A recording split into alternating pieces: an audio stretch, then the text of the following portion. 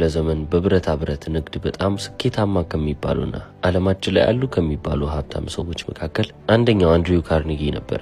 ስለ ሀብትም ሲመክር እንደዚህ ይላል። እንቁላሎቻችሁን እንዳለ በአንድ ሳጥራ ውስጥ አስቀምጡና ተመልከቷቸው ይላል። አሁን መጽሐፈ መክብብ ላይ ከመጣችሁ እንጀራህን በውሃ ፊት ላይ ጣለው፣ ከብዙ ቀንም በኋላ ታገኘዋለህና ለ7 ደግሞም ለ8 እድል ፈታን ክፈል፣ በምድር ላይ የሚሆነውን ክፉ ነገር ምን እንደሆነ አታውቅምና ይላል።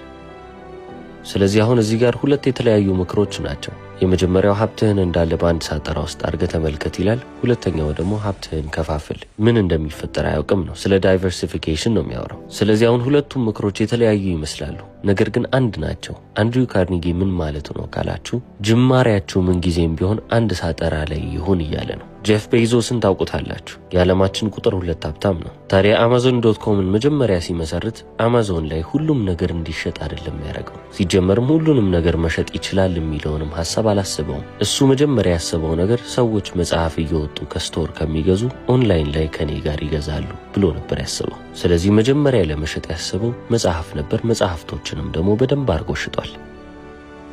ታዲያ አንዴ ብዙ መጽሐፎች ከተሸጡለት በኋላ ኢንተርኔት ላይ መጽሐፍን መግዛት ከፈለጋችሁ Amazon.comን ተመልከቱ ከተባለለትና ስም ከወጣለት በኋላ ግን ሌሎች ነገሮችንም መሸጥ ጀመረ። አሁን እዚህ ጋር ጄፍ ቤዞስ ዳይቨርሲፋይ እያደረገ ነው። እንቁላሎቹን በተለያዩ ሳጥራዎች ውስጥ ማስቀመጥ ጀመረ ማለት ነው። በዛ በመጽሐፍቶች ላይ ብቻ አላረገው። ወደ ፌስቡክም ከመጣን መጀመሪያ ፌስቡክ ሲመሰረት ሃርቫርድ ውስጥ ያሉ የኮሌጅ ተማሪዎች የሚነጋገሩበት ኮኔክት የሚያደርጉበትን ፕላትፎርም እንደሰራ ብቻ ነበር የሚያውቀው። የዓለምን ሕዝብ አገናኛለሁ ብሎ አይደለም የተነሳው። ለኮሌጅ ተማሪዎች የተሰራው ሐሳብ ከኮሌጅ ውጪ ላሉ ሰዎች ኤክስፓንድ እየተደረገ መጣ።